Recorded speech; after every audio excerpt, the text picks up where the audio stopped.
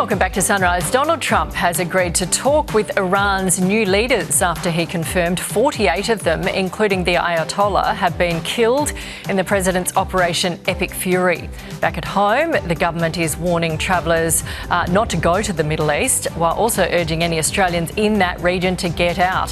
Foreign Minister Penny Wong says the government has no intention of sending any troops to assist the US in the conflict.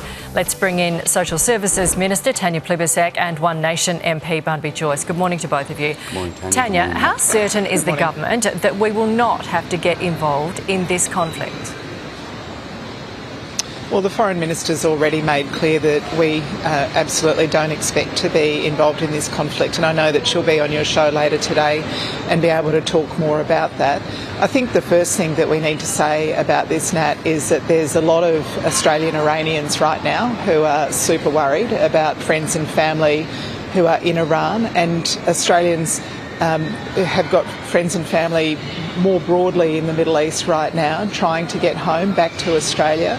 Our focus right now is making sure that Australians can safely get home, and there's a 24-hour, 7-day-a-week consular assistance line that people can call for help if they've got friends and family trying to get out.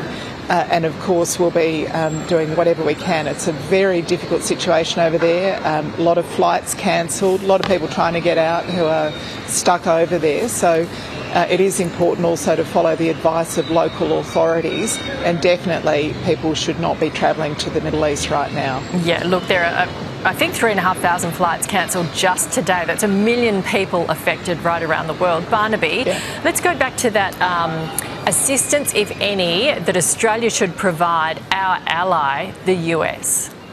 Well, Nat, it's a shame in a crisis like this that we've got ourselves down to 2 oil refineries, so that if there's a crisis in the production of fuel, we're in a bad spot. We did that because we're going to change the climate. It's a shame that we got ourselves into so much debt that if we need a stimulation package to get the economy going or to protect ourselves through a protracted conflict, we're sort of hocked ourselves up with debt. It's a shame about that.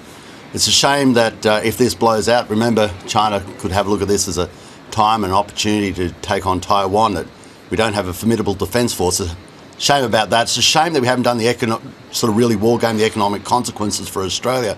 But we've got the old policies here. Cross the fingers. Everything should be right as long as President Trump is able to bring this to a conclusion. Then, yeah, we'll be right and we'll just stumble along till the next crisis. But we don't want this to go on. People have got to start looking at what the effects are for Australia, not just the Middle East. And you can start looking for those effects at a petrol pump near you. Yes, exactly. The flow-on effect, Tanya, for fuel prices is going to be big. Even just in the next few days, we've heard this morning that the Strait of Hormuz, which supplies, of course, a huge portion of the world's oil, already shut. What are you expecting the impact on Australia to be?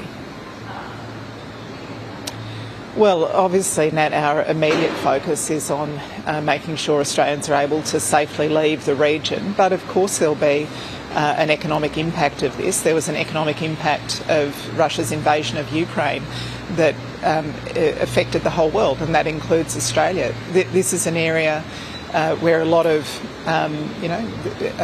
our global oil and petrol ultimately is impacted by what's being produced in the Middle East. I mean, it is a very good argument for Australia to have energy security and energy independence, and as Barnaby just said, that energy independence is important for Australia, and the best way we can be energy independent is to rely less on imported oil from overseas. Tanya, do we need to boost our own defences? Yeah, and that's why we've seen the biggest increase in military spending under this government. It's exactly why we're investing in new kit. I mean, the previous government spent 10 years putting out press releases about investments in our defence forces rather than actually investing in the defence force. That's what we're doing. Barnaby, people watching this morning will be thinking, OK, petrol's, my bottom line.